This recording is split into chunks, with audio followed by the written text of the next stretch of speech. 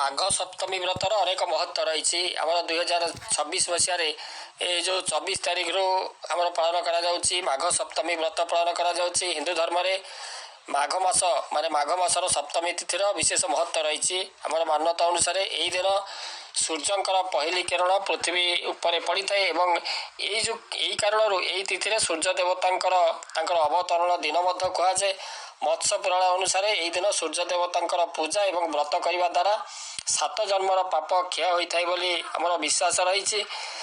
ତେଣୁ ଏଇ ଯେଉଁ ମାଘ ସପ୍ତମୀ ଆମର ଯଦି ଦେଖିବା ତାର ଶୁଭ ମୁହୂର୍ତ୍ତ କେବେ ରହୁଛି ନା ଆମର ପଞ୍ଚାଙ୍ଗ ଅନୁସାରେ ଆମର ଏହାକୁ ମଧ୍ୟ ରଥ ସପ୍ତମୀ କୁହାଯାଏ। ପଞ୍ଚାଙ୍ଗ ଅନୁସାରେ ମାଘ ମାସର ଶୁକ୍ଳପକ୍ଷର ଯେଉଁ ସପ୍ତମୀ ତିଥିରେ ଆସନ୍ତା ଯେଉଁ 24 ଆଜି ହେଉଛି 24 ଜାନୁଆରୀ ଶନିବାର, ସେ 24 ଜାନୁଆରୀ, ଆଜି ତ 25 ହେଲା, 24 ଜାନୁଆରୀ ଶନିବାର ରାତ୍ରି 12ଟାରୁ ଆରମ୍ଭ ହୋଇ ସେ 40 ମିନିଟ୍ ପର୍ଯ୍ୟନ୍ତ ରହିବ ଏବଂ ଏହି ତିଥିର ଯେଉଁ ସମାପନ 25 ଜାନୁଆରୀ ରବିବାର ରାତ୍ରି 1ଟାଏ ପର୍ଯ୍ୟନ୍ତ ରହିବ। ତେଣୁ ଏମିତିରେ ଆମର ଉଦୟ ତିଥି ଅନୁସାରେ ଏ ଯେଉଁ ରଥ ସପ୍ତମୀ ଏଥର ଆଜି ଅର୍ଥାତ୍ 25 ତାରିଖ 25 ଜାନୁଆରୀ ପର୍ଯ୍ୟନ୍ତ ରହିବ। ତେଣୁ ଏହି ଦିନ ସ୍ନାନ ଦାନ ବ୍ରତ ଏବଂ ସୂର୍ଯ୍ୟ ଦେବତାଙ୍କର ପୂଜା କରିବା ବିଶେଷ ଫଳଯୋଗୀ ତଥା ଶାସ୍ତ୍ରସମ୍ମତ ଅଟେ। ତେଣୁ ଚଳିତ ବର୍ଷ ଏଇ ଯେଉଁ ସପ୍ତମୀ ଏ ବିଶେଷ ରହିବ କାହିଁକିନା ତାର ଏହି ଦିନ ସୂର୍ଯ୍ୟ ଜୟନ୍ତୀ ସହିତ ରବିବାର ମଧ୍ୟ ପଡ଼ୁଛି। ତେଣୁ ଆଜି ସୂର୍ଯ୍ୟଙ୍କର ଜୟନ୍ତୀ ସହିତ ରବିବାର ପଡ଼ୁଛି। ତେଣୁ ସୂର୍ଯ୍ୟଙ୍କୁ ମଧ୍ୟ ରବି କୁହାଯାଏ, ଯାହାକି ସୂର୍ଯ୍ୟ ଦେବତାଙ୍କୁ ସମର୍ପିତ ବୋଲି ମାନ୍ୟତା ରହିଛି। ତେଣୁ ଏହାର ଶୁଭ ମୁହୂର୍ତ୍ତ ହେଉଛି ମାଘ ମାସର ସପ୍ତମୀ ତିଥିରେ ସ୍ନାନ କରିବା ସବୁଠାରୁ ଉତ୍ତମ, ଯାହାକି ସକାଳ 5ଟା32 ନେଇ 7ଟା12 ପର୍ଯ୍ୟନ୍ତ ଏଇ ଯେଉଁ ରହୁଛି ଏବଂ ସେମାନେ ମଧ୍ୟ ସ୍ନାନ କରିସାରିଛନ୍ତି। ଏବଂ ସୂର୍ଯ୍ୟ ପୂଜା ବିଧି ହେଉଛି ରଥ ସପ୍ତମୀ ଦିନ ସୂର୍ଯ୍ୟ ଦେବତାଙ୍କର ପୂଜା ଦାନ ଲାଗି ସେ ଅତ୍ୟନ୍ତ ଶୁଭ ମୁହୂର୍ତ୍ତ 11ଟା13 ନେଇ ଦ୍ୱିପହର 12ଟା33 ପର୍ଯ୍ୟନ୍ତ ରହୁଛି। ଏହି ଅବଧି ଅବସରରେ ପୂଜା କରିବା ଯେଉଁ ସର୍ବୋତ୍ତମ ହେବ। ଯେଉଁମାନେ ପୂଜା ନିଶ୍ଚିତ ଭାବରେ ସେମାନେ କରିସାରିଛନ୍ତି ଏବଂ ମାଘ ସପ୍ତମୀ ସୂର୍ଯ୍ୟୋଦୟ ପରେ ସ୍ନାନ କରିବା ଉଚିତ। ଏହା ସହିତ ଆମ୍ବର 7ଟି ପତ୍ର ଏବଂ 7ଟି ଲେମ୍ବୁ ପତ୍ରକୁ ନେଇ ଏକ ରୁମାଲରେ ରଖି ମୁଣ୍ଡର ଚାରିପଟେ ଘୁରାନ୍ତୁ। ଏହାପରେ ସୂର୍ଯ୍ୟ ଦେବତାଙ୍କୁ ମନେ ମନେ ସ୍ମରଣ କରି ଏହାକୁ ପାଣିରେ ଭସାଇ ନଦୀ ସ୍ନାନ କରାଯାଏ। ଏଥିସହିତ ସୂର୍ଯ୍ୟ ଦେବତାଙ୍କୁ 3 ଥର ସୂର୍ଯ୍ୟ ମନ୍ତ୍ର କହି ଜଳ ଅର୍ପଣ କରି ମନସ୍କାମନା ଜଣାଯାଏ ଏବଂ ସୂର୍ଯ୍ୟଙ୍କୁ ଜଳ ଦେବା ସମୟରେ ଅକ୍ଷତ, ଫୁଲ, ଦୁବ, ଜଳ, ଗନ୍ଧ, ଚନ୍ଦନ, ଆମ୍ବପତ୍ର ଆଦି ତମ୍ବା ଲୋଟାରେ ପକାଇ ଜଳ ଅର୍ପଣ ସୂର୍ଯ୍ୟଙ୍କୁ କରାଯାଏ। ଏହାପରେ ଗରିବଙ୍କୁ ବସ୍ତ୍ରଦାନ, ଭୋଜନ ଏବଂ ତାଙ୍କୁ ଦକ୍ଷିଣା ମଧ୍ୟ ଦିଆଯାଏ। ଏହାଦ୍ୱାରା ଏହାର ଅନେକ ଶୁଭ ଫଳ ମଧ୍ୟ ମିଳିଥାଏ ବୋଲି କୁହାଯାଏ। ତେଣୁ ଆମର ନବଗ୍ରହମାନଙ୍କ ମଧ୍ୟରେ ସୂର୍ଯ୍ୟ ହେଉଛନ୍ତି ଗ୍ରହରାଜ। ସୂର୍ଯ୍ୟଙ୍କର ତେଜ ଅଗ୍ନିତତ୍ତ୍ୱକୁ ମଧ୍ୟ ବୁଝାଯାଇଥାଏ ଏବଂ ଏ ପଞ୍ଚଭୂତ ମଧ୍ୟରୁ ସେ ମଧ୍ୟ ଅନ୍ୟତମ। ତେଣୁ ସକଳ ଶକ୍ତିର ଆଧାର କୁହାଯାଏ ସୂର୍ଯ୍ୟ ଦେବତାଙ୍କୁ। ଜୀବଜନ୍ତୁ ତିଷ୍ଠି ରହିବା ପାଇଁ ସୂର୍ଯ୍ୟଙ୍କର ତେଜ ନିହାତି ଆବଶ୍ୟକ। ପୁରାଣ ଅନୁସାରେ ଆମର ଋଷି କଶ୍ୟପଙ୍କର 13 ଜଣ ପତ୍ନୀ ଥିଲେ ଏବଂ ପତ୍ନୀ ଅଦିତିଙ୍କର ପୁତ୍ର ଥିଲେ ସୂର୍ଯ୍ୟ ଦେବତା।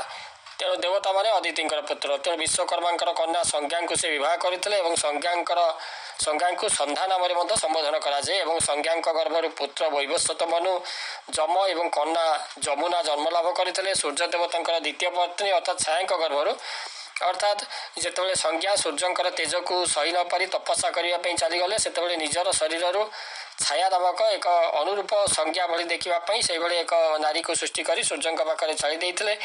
ସୂର୍ଯ୍ୟ ତାଙ୍କୁ ସଂଜ୍ଞା ଭାବି ତାଙ୍କ ସହିତ ସେ ରହିଥିଲେ। ତେଣୁ ସୂର୍ଯ୍ୟ ଦେବତାଙ୍କର ସେ ଦ୍ୱିତୀୟ ପତ୍ନୀ ତାକୁ କୁହାଯାଏ, ଯିଏକି ଛାୟାଙ୍କ ଗର୍ଭରୁ ସାବର୍ଣ୍ଣୀ ମନୁ, ସାବର୍ଣ୍ଣୀ, ଶନି ଏବଂ ତପତି ଜନ୍ମଗ୍ରହଣ କରିଥିଲେ। ତେଣୁ ବୈବସ୍ୱତ ମନୁଙ୍କ ଠାରୁ ସୂର୍ଯ୍ୟ ବଂଶର ଆରମ୍ଭ ଘଟିଥିଲା। ସୂର୍ଯ୍ୟଙ୍କର ରଥରେ 7ଟି ଘୋଡ଼ା ଥିଲେ। 7ଟି ଘୋଡ଼ାର ନାମକରଣ ମଧ୍ୟ ରହିଛି ତାର ଛନ୍ଦରୁ, ଯଥା ଗାୟତ୍ରୀ, ବୃହତି, ଜଗତି, ଅନୁଷ୍ଠପ, ତାପରେ ତ୍ରିଷ୍ଟୁବ, ଉଷ୍ଣୀ, ପଙ୍କ୍ତି ଏଇଭଳି ଭାବରେ ରହିଛି ତାଙ୍କର 7ଟି ଯେଉଁ ଅସ୍ତ୍ରର ନାମ। ଏହି 7ଟି ଘୋଡ଼ା ସୌର ରଶ୍ମିରେ ଥିବା ଆମର 7ଟି ମୌଳିକ ରଙ୍ଗକୁ ମଧ୍ୟ ସେ ସୂଚାଇଥାଏ, ଯାହାକି ଇନ୍ଦ୍ରଧନୁର ସେହି ରଙ୍ଗ। ଏବଂ ବିନତାଙ୍କର ପୁତ୍ର ଅରୁଣ ଦେବ ହେଲେ ସୂର୍ଯ୍ୟ ଦେବତାଙ୍କର ରଥର ସାରଥୀ, ଯିଏକି ଅରୁଣ ହେଉଛନ୍ତି ଗରୁଡ଼ଙ୍କର ଭାଇ, ବିନତାଙ୍କର ପୁତ୍ର। ଏବଂ ରଥର ଲଗାମ ହେଉଛନ୍ତି ଯକ୍ଷଗଣ ଧରିଥାନ୍ତି, ରଥର ଲଗାମ ଯକ୍ଷଗଣ ଧରିଥାନ୍ତି। ଏବଂ ତାପରେ ବାଳଖିଲ୍ୟଗଣ ରଥର ଚତୁଃପାର୍ଶ୍ୱ ବେଷ୍ଟନ ସେମାନେ କରି ରହନ୍ତି। ସର୍ପମାନେ ଅନୁକୂଳ ପଦାର୍ଥରେ ଏଇ ଯେଉଁ ରଥକୁ ସୁସଜ୍ଜିତ କରନ୍ତି। ସୂର୍ଯ୍ୟଙ୍କର ରଥର ବିସ୍ତାର 9,00,000 ଯୋଜନ ଆଉ 1,50,00,000 ଯୋଜନ ଲମ୍ବ। ପୂର୍ବାହ୍ନ ମଧ୍ୟାହ୍ନ ଏବଂ ଅପରାହ୍ନ ସୂର୍ଯ୍ୟଙ୍କର 3 ନାଭି। ଋଗ୍ ଯଜୁ ସାମ ଆଦି ଯେଉଁ ତିନି ଯେଉଁ ବେଦ ସୂର୍ଯ୍ୟଙ୍କୁ ତାପ ପ୍ରଦାନ କରନ୍ତି। ସୂର୍ଯ୍ୟଙ୍କର ଦ୍ୱାରପାଳ ଯମଦେବ ଏବଂ ଅଗ୍ନିଦେବ ଏବଂ ସୂର୍ଯ୍ୟଙ୍କର ବାମ ପାର୍ଶ୍ୱରେ ଉଷା ଏବଂ ଦକ୍ଷିଣରେ ପ୍ରତ୍ୟୁଷା ସେ ଧନୁଶର ଧରି ଅଛନ୍ତି।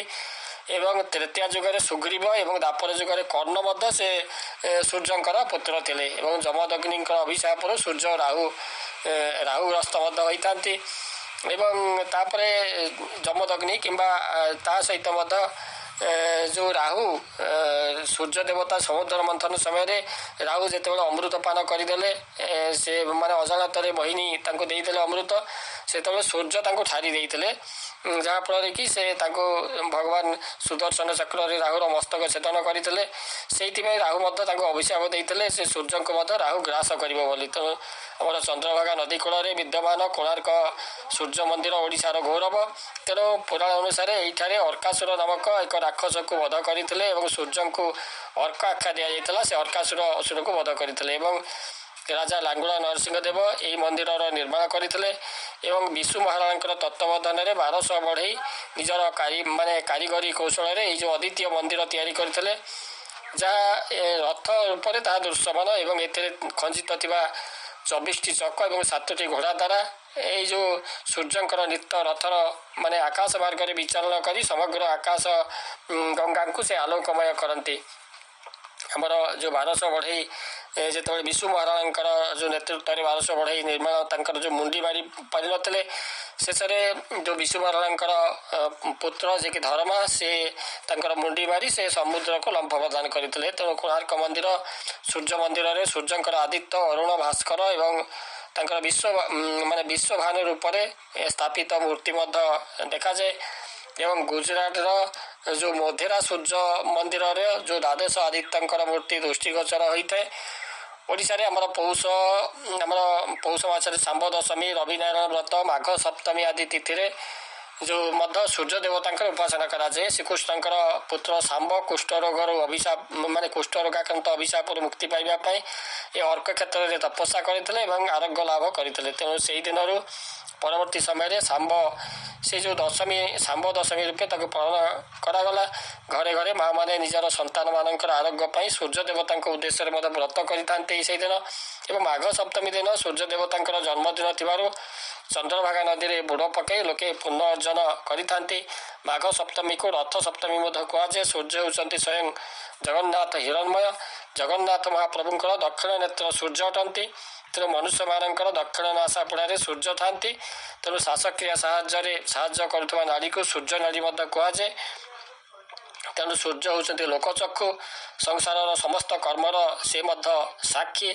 ତେଣୁ ସୂର୍ଯ୍ୟ ଦେବତାଙ୍କର ସୌର ଶକ୍ତି ବା ସୌର ଶକ୍ତି ଦ୍ୱାରା ଅନେକ କିଛି କାର୍ଯ୍ୟ ମଧ୍ୟ ସମ୍ଭବ ହୋଇଥାଏ। ତେଣୁ ଏଇଭଳି ଭାବରେ ଯେଉଁ ସ୍ନାନ କରାଯାଏ, ମାଘ ସପ୍ତମୀ ବୁଡ଼ର ଅଧିକ ମହତ୍ତ୍ୱ ରହିଛି।